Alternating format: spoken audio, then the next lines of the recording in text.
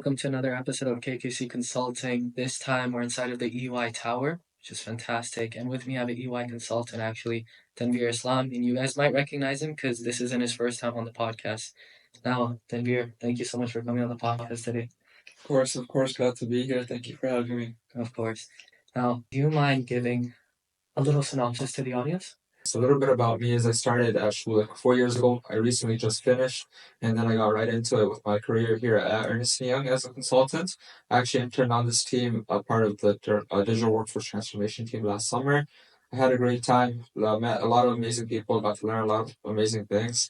And really enjoyed my time. So I decided to come back, and then I worked after that and at an intern in product management at Scotiabank in the financial technology sector, specifically on the day-to-day banking team, which I got to learn a lot as well.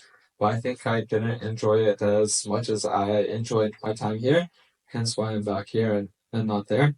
Aside from that, I have a good amount of entrepreneurial experience as well. I started my first business back in high school. It's called ATM Kicks.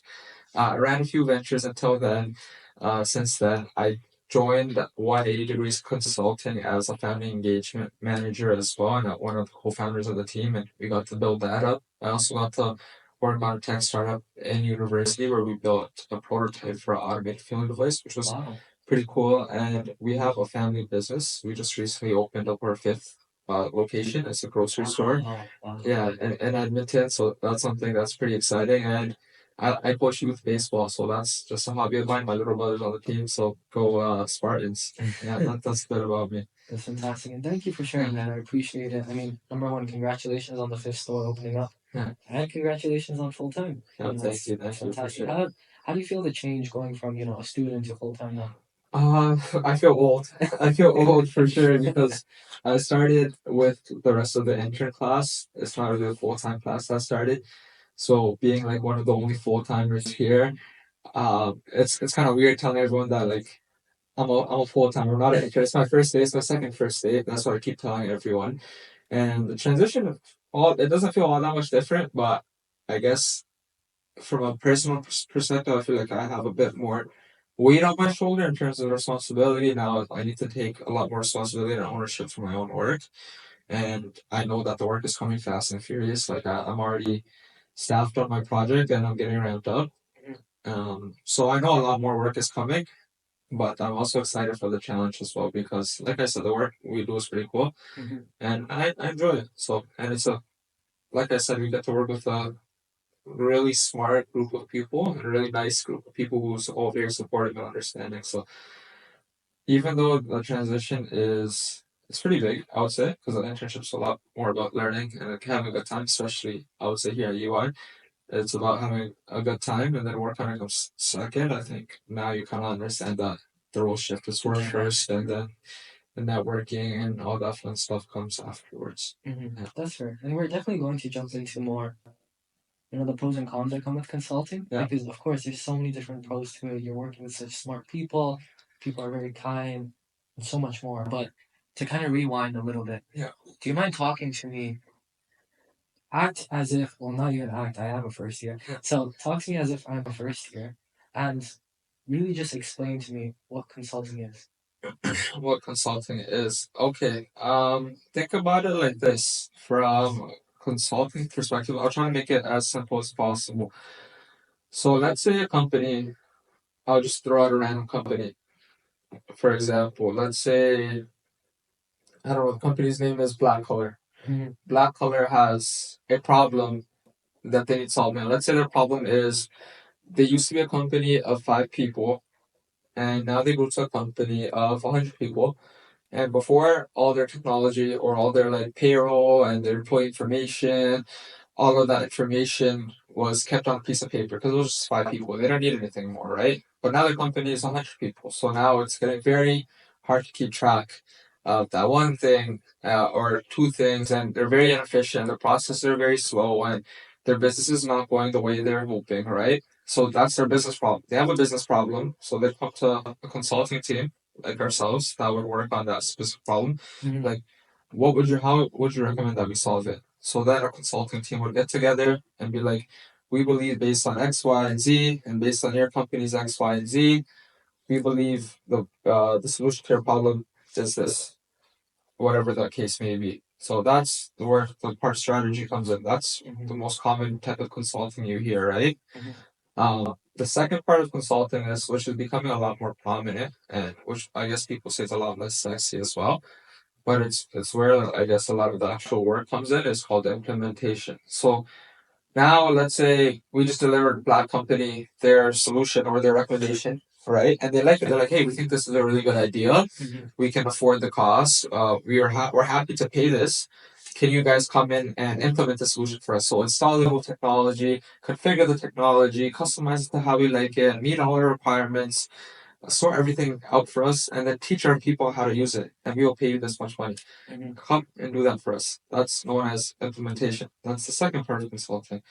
And then the final part of consulting, it's kind of a tied to implementation. It's called optimization, which is a very minor part. It's after you come and deliver the solution for them, you build it for them, you come and make any tweaks or adjustments and make improvements based on their feedback, and that's optimizing the solution.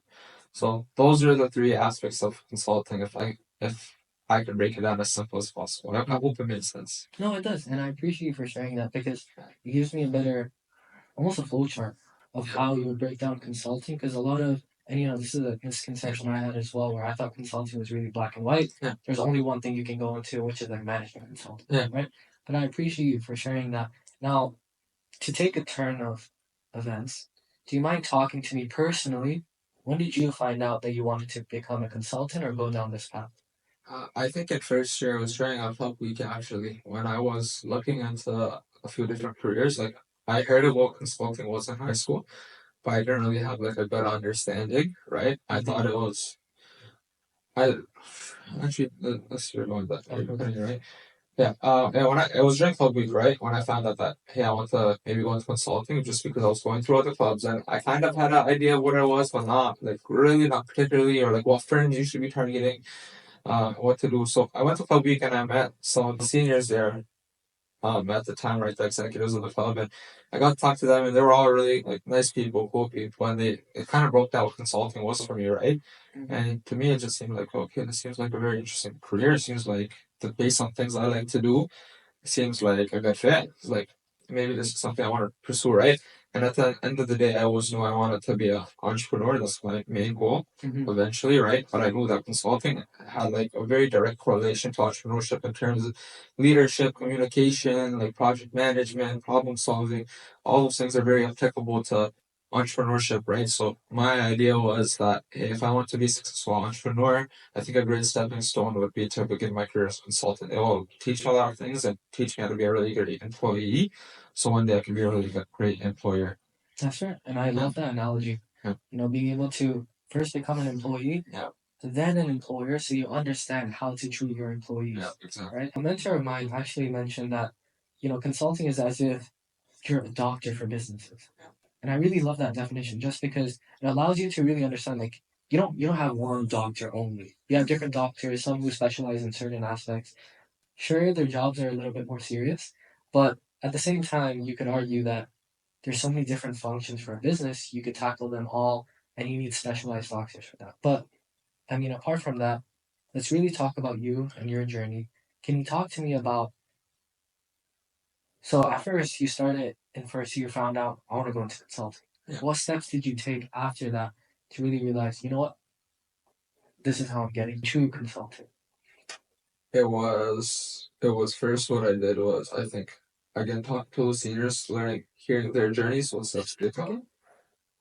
Yeah, you could say networking. Yeah, you could say networking. I wouldn't say too much like a cold approach where I was going around like messaging like random people. Not saying you shouldn't do that, but I personally didn't do that. It was more so people that I saw at school that were doing consulting or hosting events. And I started going to some of these events. I joined a couple case competitions. I started joining some info sessions to actually learn more of what it was about, what firms you should look towards if you're interested in consulting, what consulting is, the different types of consulting people go into.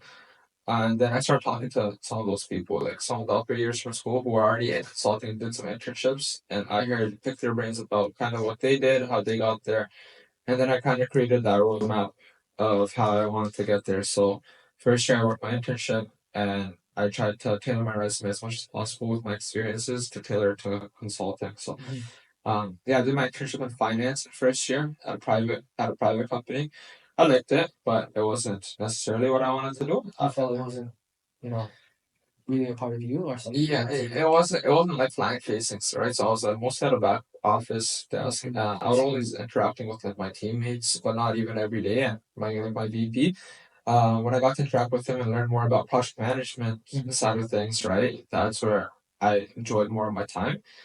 Um, so after that, I was like, okay, now I want to try consulting. So I did some strategy interviews year two. Unfortunately, nothing worked out until I got an opportunity to actually lead one of my own startup.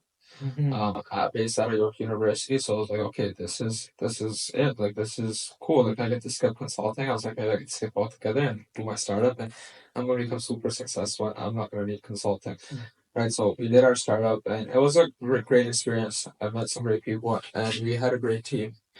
But the startup failed. We built our prototype, and for a million reasons, it failed. And not to say it was all my fault, but definitely there was some things that I thought that I could have done better, and I thought I lacked the know-how or the skills or the experience to execute to maybe save the startup at that time, right? So I looked at myself and I said, hey, there's a gap in my knowledge. I think I need to go learn from some people who have better knowledge than me, who have delivery experience, who have maybe experience for yourself as well. Exactly, that have the experience for myself. So then I went back into the market the next year to look for consulting roles. So I went to the EY event in the summer. I met the people, I met some partners. I came to this floor right here. It was a great experience. I thought, okay, there's some really like interesting people here. I thought the people would resonate with my personality really well, and it doesn't seem like they're all work, work, work, work, work here. That there's a good balance. So I was like, okay, this seems like a really nice place to work. When recruitment works up in the city. Funny enough, that was the year the recession started with John Free started and EY was actually the first company to post their consulting recruitment cycle. Thankfully, applied. I applied to a couple of teams, got interviews, and then the rest is history. I did my internship, and now here I am. That's fantastic. Alhamdulillah, I'm very glad for you that Thank you. Ended up working out. A follow up question I had, you mentioned earlier on how in first year, what you prioritized was quote unquote picking the brains of other people in the school, which is I think it's a great idea. You know, like even me doing this with you, I'm kind of doing that as well. So would you recommend that for other, incoming first years or people going to second, third years? Of course, of course. I would recommend anyone to if you're gonna start somewhere with your networking experience, because everyone is gonna tell you in university start networking, start networking. The best place to begin is within your own school. It's people who actually have a mutual connection with, and people you'll actually be able to see easily, right? Because it's more unlikely that someone you don't know at all is going to answer you versus someone knows you or like knows you because of your situation, right?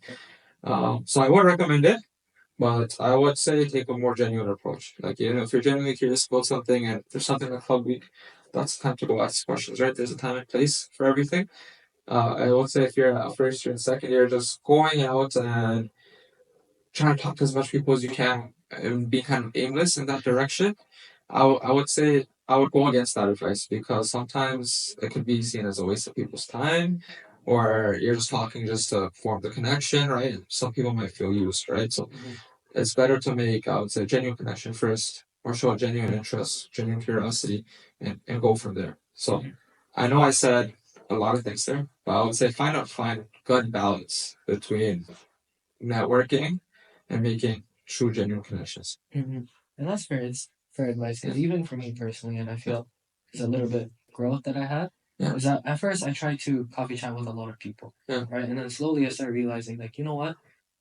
This isn't the smartest approach, right? Because a lot of people have different things that they can offer, right? And perhaps there's certain things that I can certain aspects of people that I can resonate with more, right? Like for example, Uniman and Aish, a lot more easier for me to resonate with you guys. But moving on from that aspect, can you talk to me about your time at 180 Degrees Consulting Club? And before that, before that, I think this might be useful for your clip. your clip. I want to add one thing is that when you are networking aimlessly on networking with as many people as you can, it can be a waste of your time and the other person's time, right? So I will say this to all my younger year members that I talk to, like within 180 and just anyone who's a bit younger, is that it's not about how much you network, it's about the quality of your network, right? So the make sure wherever you are coffee chatting, there's a strong reason for it, and it's a high quality connection, right? Because if you talk to 100 people without getting anywhere, it's a waste of your time, it's a waste of their time. You're not getting what you want. So if you really find someone that could really help you and there's a strong connection there, that's the one you should focus on because that's the person that's most likely to be able to help you. Let me peel that down a little bit further. Can you talk to me about some advice you would have for people trying to make those genuine connections? Yeah. So go to I would say put yourself in situations where you're going to meet people like minded. So for example, Club Week, if you want to say, oh, I want to make connections, I want to make connections, people at Club Week are literally going there to meet you, to talk to you, right? So things as little as that, that's the time and place you go to it, right? And you find it and you make the connection you want to make. Maybe you do some research on the person you want to talk to. I know it can sound like stalkerish, but you can go on LinkedIn and see what you guys have in common. Or you could, I don't know what methods you take. Go take a method, find what you have in common. Maybe that's the thing where you realize that you're similar, I can resonate with this person. Um, Another one is just asking questions that you're genuinely curious about instead of sounding so prepared and like making up a script maybe beforehand and you sound like a robot. That's not the best way to foster genuine connection. I think if you actually go with a curious interest and they're like, hey, I really look up to you because you're doing this, this, and that, and I really want to follow that path. Like, you got some time for some questions, right? So people, I think, appreciate the honesty and you being respectful rather than just sounding like a cold robot sending them a cold email in real life.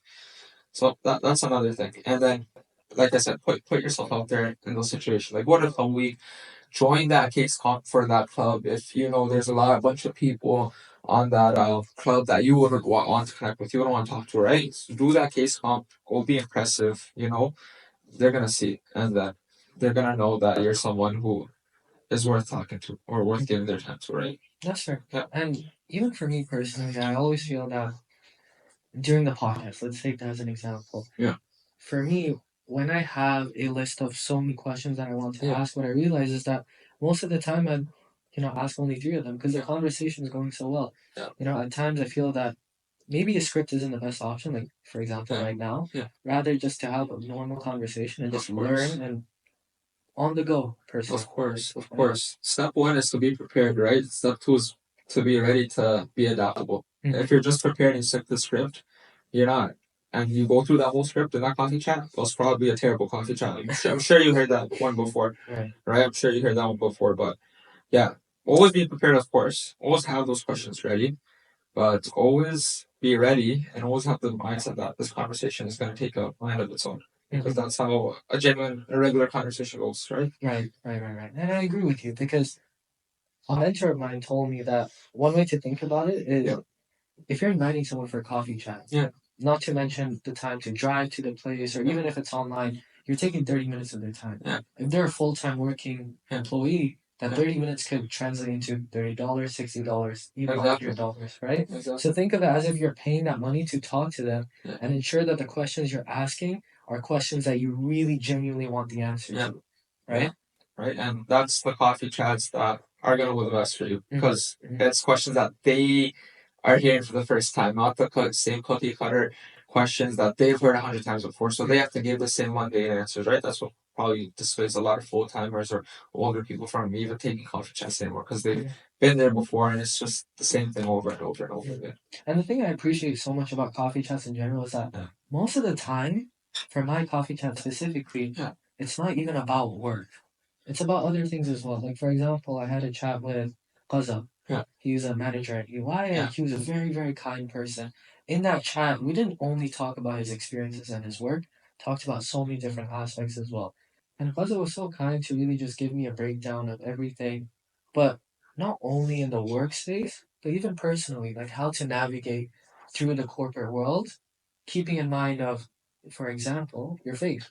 Right? Yeah. I appreciate him so much for that because in that coffee chat alone, or sorry, in that podcast alone, we were able to really form a good connection.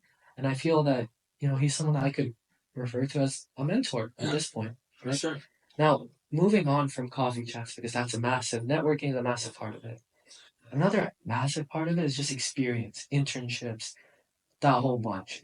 Do you mind talking to me about why it's important to have experiences and really push to ensure that your experiences are as good as possible? Why it's important. Okay. I think for your experiences to be as good as possible, that's obviously something that everyone wants for themselves, right? But I think it's important to realize that when you're in first or second year, that those opportunities don't come as easily, right? Unless, you have some good fortune or something along those lines that helps you get there a bit quicker. But it is important to put yourself out there and do as much as you can and throw yourself into experiences that one you enjoy and two that are translatable or a stepping stone to what you actually want to get to. So what did I tell you at the start of the podcast? I want to be an entrepreneur. That's my end goal, right? Before that, my major stepping stone was I want to be a consultant before that because it's gonna help me get to my final goal. Before becoming a consultant, though, there's other stepping stones that I need to follow because I realized that it's very rare to break into consulting in year one. A bit more common in year two, but not as common. So that's exactly what I did. In year one, I worked in finance, but I also made sure I got to work in project management because that directly correlates to consulting. And then even when I was working in finance, I was always thinking, how does this correlate to strategy, or how does this correlate to consulting? How can I shape my story to make sure that I demonstrate that I'm a great fit for consulting? Because in my heart, I felt like I was. I just need to show that to other people, right? Year two, I did the startup, right? Directly correlates to project management, strategy, operations, team building, right? People managing. Those are all my responsibilities, right? Again, direct correlation to consulting, right? Delivering presentations, delivering a product, um, working the back end, managing your people, right? Obviously, the more you get older, the more you manage people. So those things also directly correlate to consulting. So a lot of something that consulting firms look for when hiring is do you show great leadership potential? Do you show good problem solving potential? And are you someone who's dedicated and passionate about what you do, right? So I like to do things that I'm passionate about. That's why I started my sneaker business. I love sneakers. I love clothing. So I started selling that. I just wanted to sneak touch myself. I love baseball. I grew up playing baseball. I love my little brother. So I kind of combined those two together. That's why I'm coaching the baseball team, right? To just get back to the game. And so those things are not necessarily something that is the best experience in everyone's eyes, but it's the things that make me happy when I'm doing it. It makes me feel alive, right? It makes me feel like when I do talk about it, I can really demonstrate my impact because I'm really excited about it, I'm really passionate about it, and it's something that I enjoy doing. So I do encourage everyone, and especially in your first year, second year, that's what I did is don't go chasing for the biggest things yet. If that's your goal, of course, chase it. But be open to many different experiences that help you get to where you want to be. And keep doing those things until you get to where you want to be. Because everything you look at it beforehand is just a stepping stone to get there. Fair enough. And I really do appreciate your advice of maybe your experience isn't the biggest or fanciest or sexiest experience, right? But being able to be so passionate about something, whether it's your sneaker business, your startup, whatever it might be, if you're passionate about it, then work doesn't really feel like work. Therefore, you can do a lot more of it, and therefore it becomes a lot bigger and shows your growth overall as a person. Exactly, right? Especially if you're throwing yourself into things that you're self-starting, you're showing what you took from zero to you're showing what you took from zero to even here. Even if the company you're aiming for is up here and all you did was take your thing from zero to here, when you come into a big organization, you're going from this to maybe doing that. Right? You probably couldn't see my finger move because there's no impact. Right? So when you're doing something smaller scale, there's a lot more impact for you to show for it. So that's my 2 cents on that. I mean, even for me personally, I feel like I've learned so much, even just being in a startup environment like Bunzo, where it's almost as if there's unlimited work. But it's exciting on the other hand, just because there's so many different ways you can impact and so many different ways you could help other people as well. Right. And I feel you probably experienced this with your startup and sneaker business too. Now, we talked about networking, we talked about internships and that whole front of things. What are your thoughts on clubs as a whole? Now, of course, this episode is primarily discussing about 180 Degrees Consulting Club, Yeah. as you were the president of it. Yeah. But what's your 2 cents on that? Yeah, for sure. So 180 degrees was definitely one of the highlights of my university career. Mhm. I got the opportunity to be a co-founder of the club back in year two. I was semester two, and it was funny the way it happened. So when I was giving advice about putting yourself out there, go do a case competition, hopefully someone will notice. I'm speaking from experience because he's not my good friend he's not my good friend, but at the time I didn't know him. Iman, who was the founder of 180 Degrees, right? He was at the case competition, and I think that was a case comp we were doing in front of.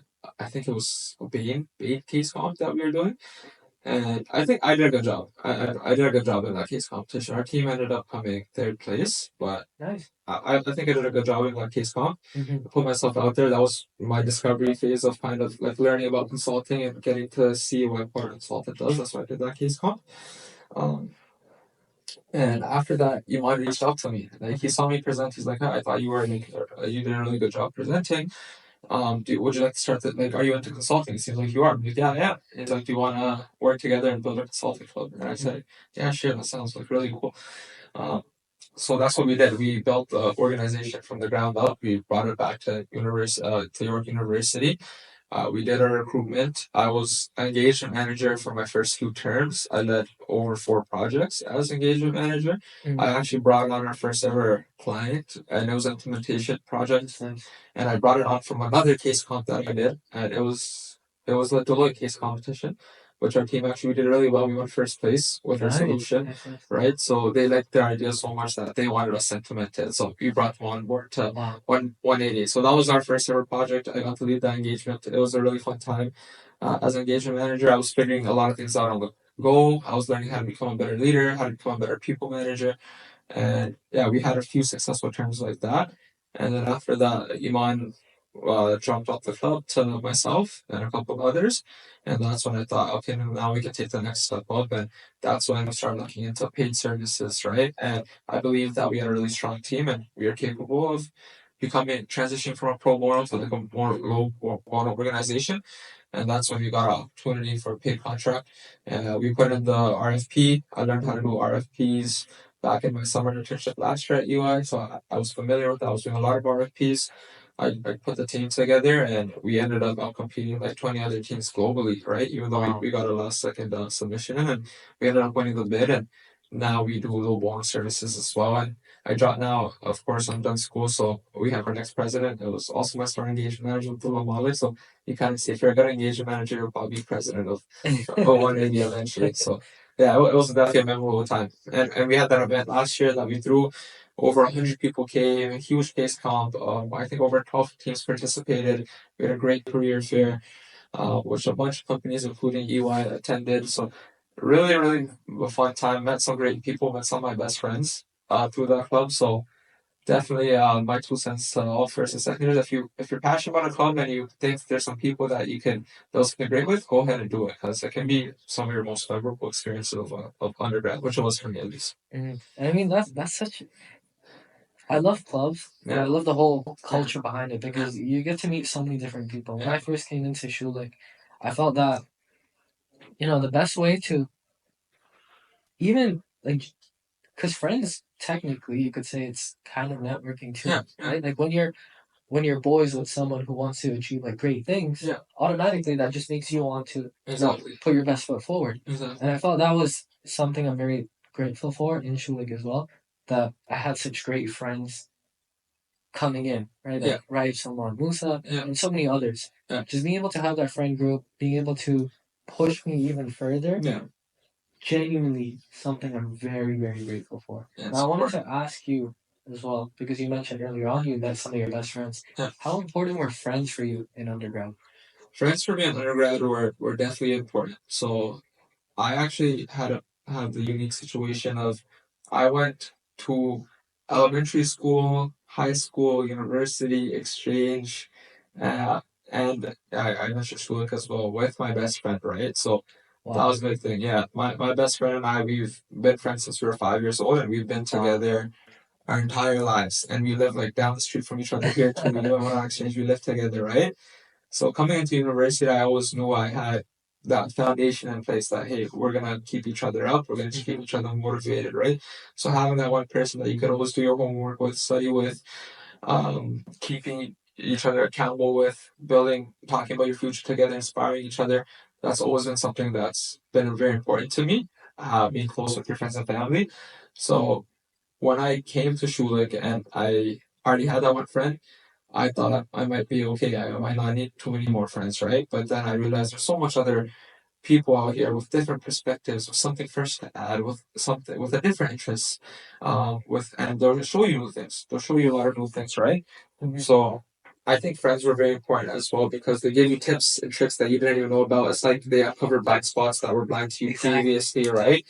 So having those strong friends with similar goals, similar ambitions, be like, hey, these apps just dropped right now. I'm proud of this, right? So having friends like that was very helpful for me because we shared so much knowledge and it felt like we were really collaborating and we wanted what's best for each other. And that having that felt very refreshing because at schools like Schulich and whatnot, it's known to be somewhat like competitive and people stabbing you in the back, right? And people not being genuine with each other. But I think I found a really good group of genuine people that genuinely wanted the best for each other and all of that. So I was very happy. I was very happy to make some of my best friends at Schulich. Yeah. I appreciate you for sharing like how important having friends are because truly you don't understand how grateful you are for them until perhaps you're out of undergrad or you're far away from them. And it's they really do push you to excel and put your best foot forward. Now, but let's take a turn of events, right? We've talked about those three buckets. They're very, very important. Let's talk about resume and cover letters because everyone knows that a common statistic is HR takes a look at your resume for 6 seconds only. Yeah. How can you produce the best possible resume and cover letter to get to where you want to be? So this one's very important, right? Because your resume cover letter is obviously the only deliverable a company gets to see before they make a decision whether or not they want to take the time to meet with you, sit with you, discuss with you, right? Um, so first things first, I would say is whatever company you're looking to apply to, make sure you talk to at least one person to know what the preferred resume style at that company is. Because there's a standard resume format which applies to most companies. You can use that most places. But then there's some specific resume formats that a specific company would like for you to use. Or maybe some companies like a lot of words, or say some companies like it very simple, right? So that's my advice number one is whatever company you're interested in applying to, before you do it, make sure you take the time to figure out what is the preferred resume I should use here? What is the preferred resume and cover letter template that someone else used to crack the code to get in, right? That's step one, right? They already cracked the code. If you're following them or copying them, you're in a good place. Number two is goes back to my deliverable part. It's the only piece of deliverable that they can judge you on. So it has to be absolutely perfect. What I mean by that is not so much of the content. Of course, content has to be good. You have to have the context action result and all your points, but your margins have to be perfect. Your spacing has to be perfect. Even your hyphens. You can't have a small hyphen in one place and a big hyphen somewhere else. Wow. Because as a consultant, you have to have the attention to detail to notice those things, right? So even if your margin is off by 1 inch, one line compared to the next line, someone else will notice that and think you're sloppy, right? Or your attention to detail is not there, which is something that's critical for a consultant, right? And this is advice I've gotten directly during like recruitment from someone who was reviewing like my resume at the time, right? So I'm not working at that firm, but maybe because of the margins, right? But I made sure to make that a habit is make sure your deliverables are always crisp, double, triple, quadruple checked, and everything is aligned, everything is neat and clean and perfect. Because something as little as that can go a long, long way to showing that you're a competent or you wouldn't be a competent consultant. So very underrated piece of advice that a lot of people won't tell you, but yeah, the margins, the details are the margins are important. Yeah. It is a big deal. I'm making it seem like it's a big deal because it's not somewhat important. Yeah, it is. It is.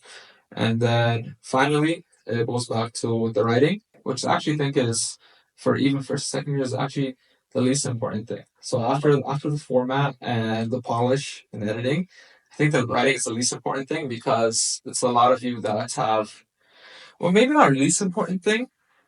I would say the experiences you have are the least important thing. It's how you write it out that actually matters. So how you portray yourself that matters. So what I mean by that is everything needs to be flowing, it needs to make sense, there needs to be context, there needs to be action, and there needs to be result to each sentence, right? Because without context, how is someone supposed to understand what you're doing? Without action, how are you showing what you actually did? And without result, how are you showing that what you did actually made a difference, right? So those three things very important, but at the same time, it has to flow, and it has to flow well.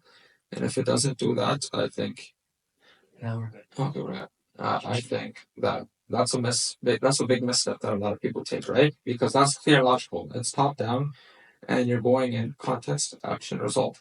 You're setting the context, giving people someone understanding of the situation. You're showing what you personally did and what impact that made. Very important.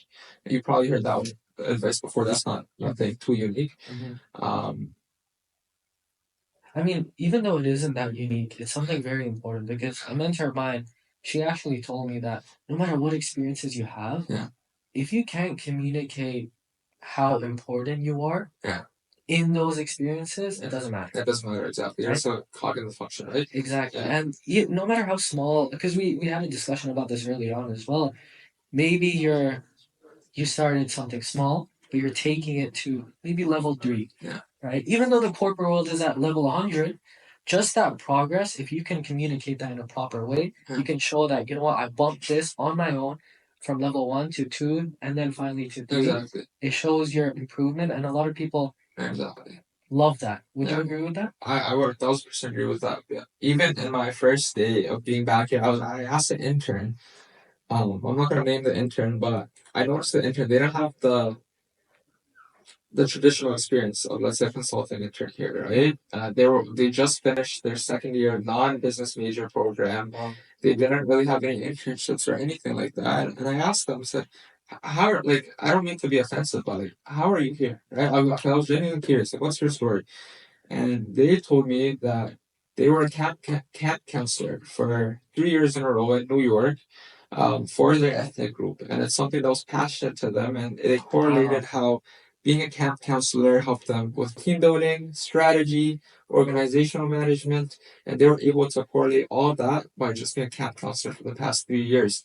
So it's not what you're doing; it's how you're portraying what you're doing that really matters, and it's authentic and genuine. And it's a new story that the whoever was hiring was probably thought it was a breath of fresh air, that they didn't have to hear the same thing copy, rinse, and repeat again, right? So I would say, yeah, very important how you portray your impact and how it correlates to what you're doing. It's more important than anything. And that's interesting now that you mention that because it's very surprising going from a non-business and it was a non-target school, non-business. Yeah, they just finished their first year. Wow. Yeah. That's I was like, that's why I was like, it's not a traditional background at all, but they're here, and it's because they have a genuine and real story. And that's fair. That's something I feel that I have to improve on as well.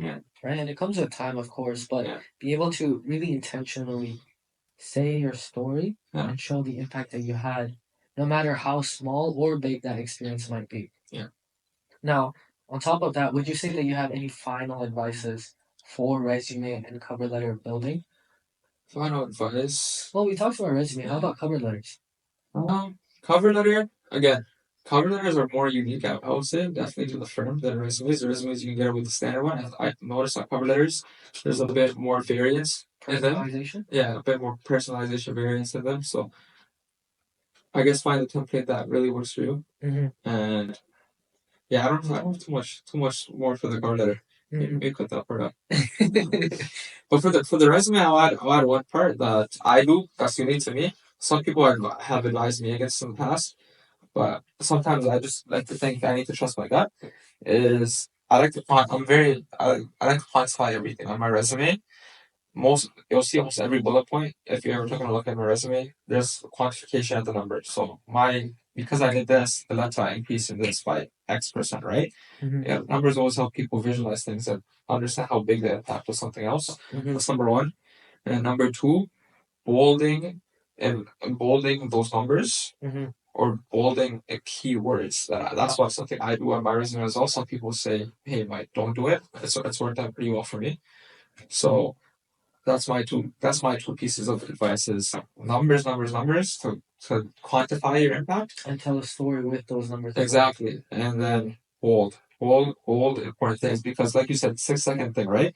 Someone's looking at your resume and they scan 6 seconds, it's gonna hit all the bold numbers 1st. And then that actually might get them interested. It's like, okay, this guy sold $10 million worth of product. That's someone who's worth taking a second look at, right? So if that's the first thing they're seeing is 10 million molded, you gotta be like, okay, right? So that's another psychological thing I like to use. Fair enough, and I feel, especially like in everything, Yeah. coordinating with business, Yeah. whether it's networking or the resume and cover letter, Yeah. it's a lot more psychological work as well. You have to understand who's taking a look at it Yeah. and how to really adhere to their preferences. Yeah. Right. But I mean, with that, Tanvir, thank you so much for coming on the podcast. Of course, my pleasure. I really do appreciate you and your time, and taking us to the EY Tower as well. Of course. And a very nice view of the CN Tower as well, which is awesome. Of course. But thank you very, very much. I hope you enjoyed me talking for past hour, but I really appreciate you having me on again. It was my pleasure. Thanks. Thank you again. Thank you so much. And as for the KKC Consulting viewers and also 180 Degrees viewers, please feel free to tune in next week and we'll see who the next guest is. Thank you so much. Feel free to subscribe and like this video as well.